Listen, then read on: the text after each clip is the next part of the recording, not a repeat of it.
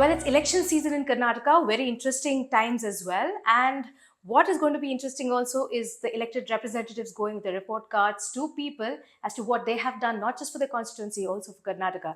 I'm joined here by Mr. Dinesh Gundrau, the elected MLA from Gandhinagar, but has taken so many other positions that you have done, even being the former president of the Congress.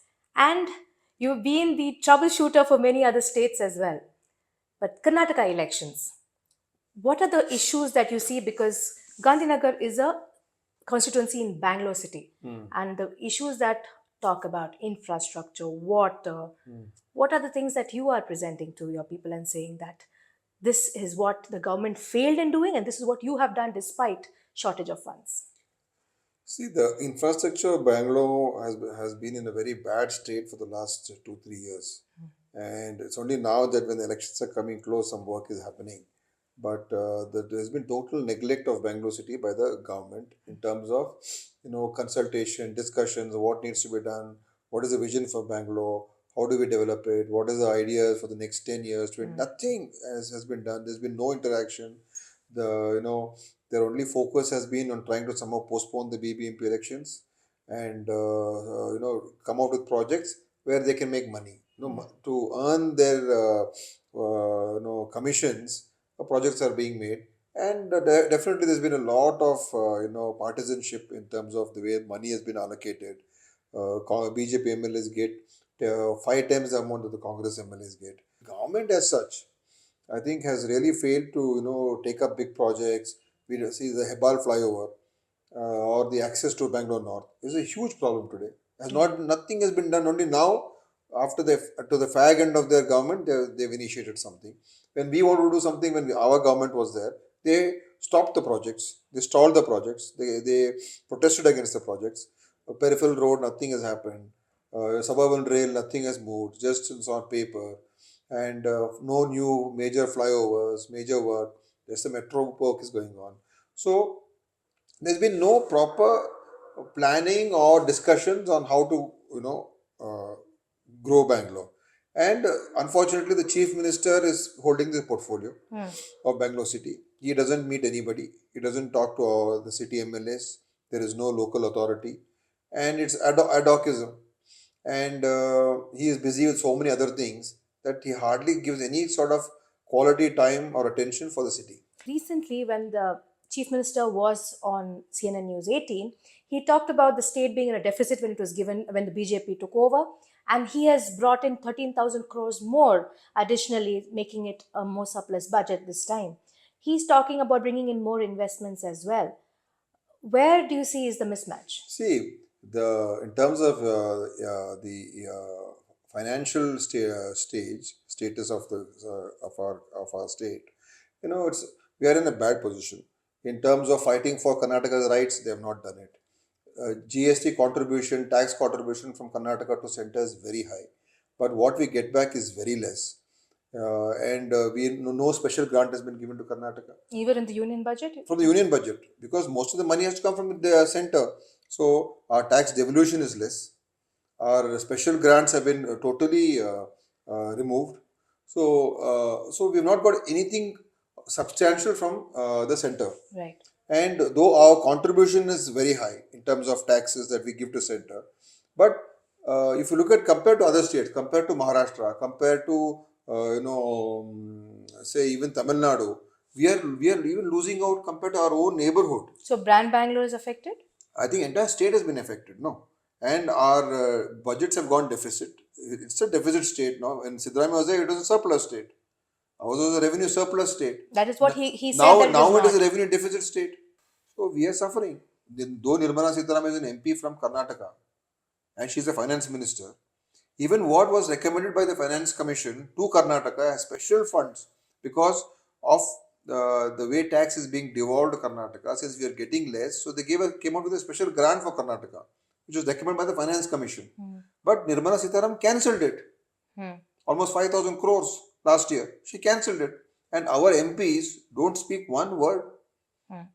We have how many? 25 plus MPs from BJP in representing us in Lok Sabha. Right. 25 are there. Not one word they speak. They don't take up Karnataka's issues. whether it is Mahadai, whether it is whenever there were floods, when there was these natural calamities or these kind of things where the centers depriving Karnataka, nothing they speak because they're also scared.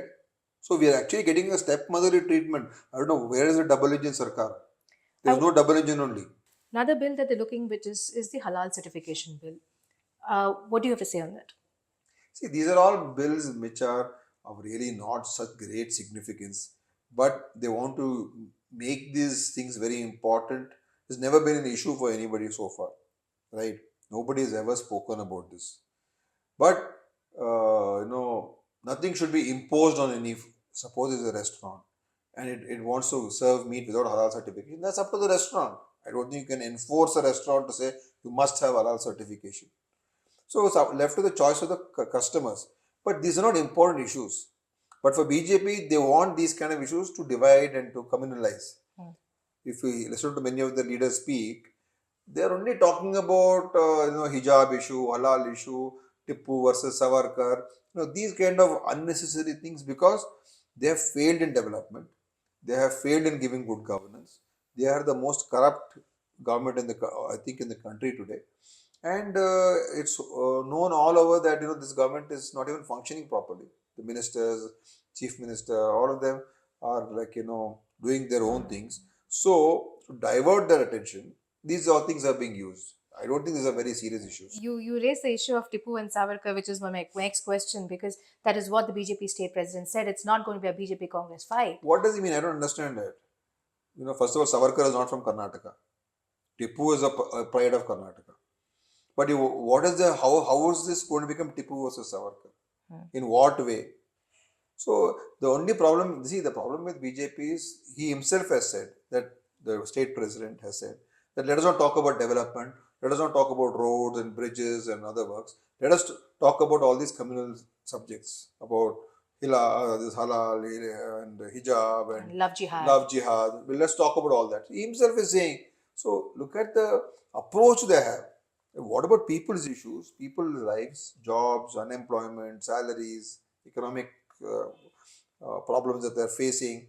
That they don't want to discuss. Their whole, if you listen to C.T. Ravi and Nalin Kumar Katil, both of them speak, I think they are the most uncultured people going in this country today. The language they use, the way they speak, I mean, there is no culture in them.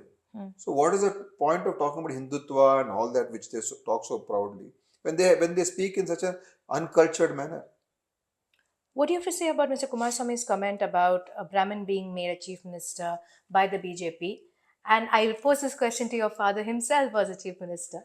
And this whole will that make a difference in Karnataka? See, in what he spoke about it, I don't think first of all when you attack somebody, if you attack any person, it should not be connected to a person's caste. So when he made a charge against Prahlad Joshi, it was he was targeting him, saying that He was a Peshwa Brahmin. Peshwa Brahmin. So why you want to attach caste to attack a person?